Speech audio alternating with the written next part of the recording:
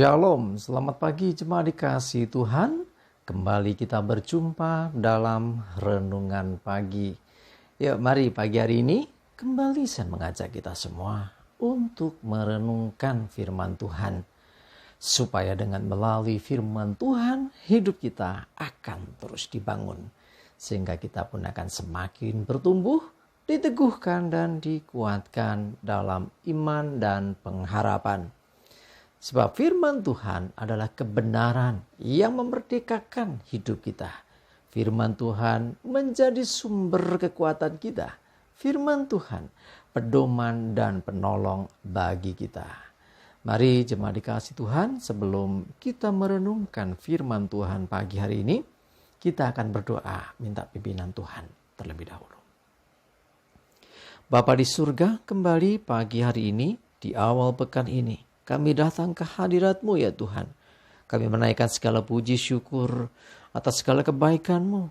Atas begitu besar rahmat anugerah-Mu, kasih setia-Mu, berkat dan kemurahan-Mu, perlindungan-Mu, penyertaan-Mu, pertolongan-Mu, dan juga pemeliharaan-Mu atas seluruh hidup kami.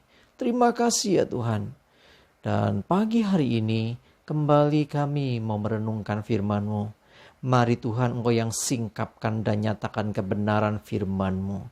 Dan Engkau Roh Kudus yang mengurapi kami. Sehingga kami bisa mengerti, bisa menangkap pesan Tuhan. Dan juga melakukannya dalam hidup kami. Terima kasih ya Tuhan. Di dalam nama Tuhan Yesus kami bersyukur dan berdoa. Amin. Mari jemaat dikasihi Tuhan, kita sama-sama buka Alkitab kita. Renungan pagi hari ini saya ambilkan dari 1 Korintus 2 ayat 9. Saya bacakan.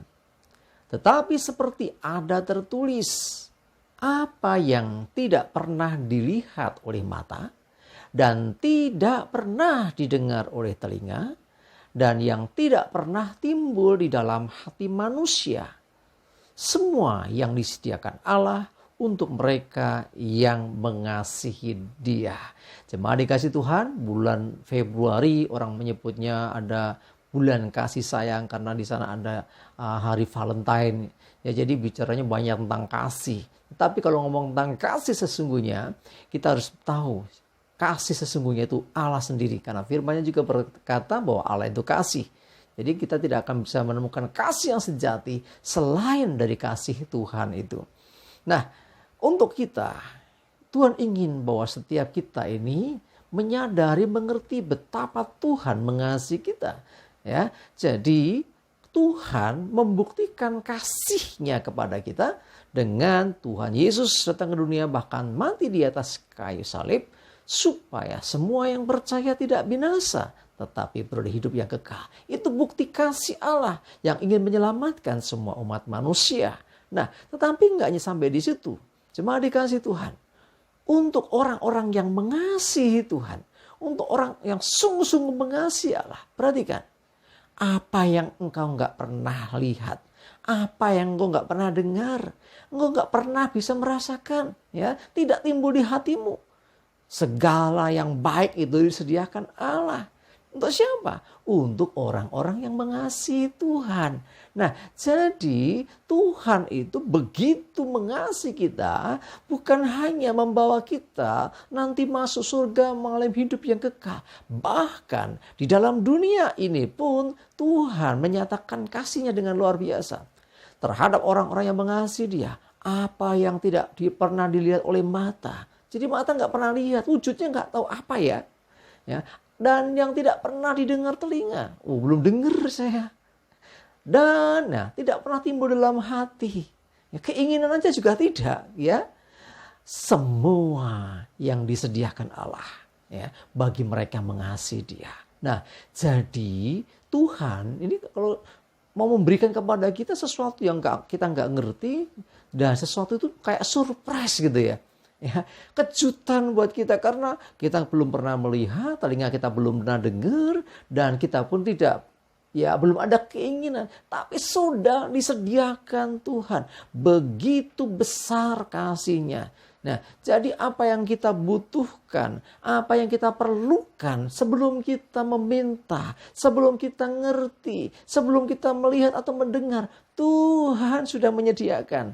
Nah, begitu besarnya kasih Tuhan untuk hidup kita. Mari jemaat dikasih Tuhan, lebih sungguh mengasihi Tuhan, lebihlah sungguh di dalam kita mengasihi Dia. Ya, ingat, mengasihi Tuhan berarti kita melakukan perintah-perintahnya. Mengasihi Tuhan tidak bisa hanya dengan perkataan, aku mengasihi Tuhan. Tidak cukup dengan nyanyian pujian yang mengatakan, aku mengasihi Tuhan, aku cintai Yesus dan sebagainya. Tidak cukup dengan itu. Yang lebih lagi adalah kalau engkau mengasihi Tuhan, kasih Dia dengan segenap hatimu, dan dengan segenap jiwamu, dan dengan segenap akal budimu, dan segenap kekuatanmu. Nah, artinya dengan segenap hidup kita. Dan itu bukan hanya pernyataan, tetapi diwujud nyatakan dengan kita melakukan perintah-perintahnya. Kalau kita mengatakan mengasihi Tuhan, sangat mengasihi Tuhan, tetapi kita tidak mau melakukan perintah Tuhan. Yang kita lakukan ya segala sesuatu yang menurut kehendak hati kita.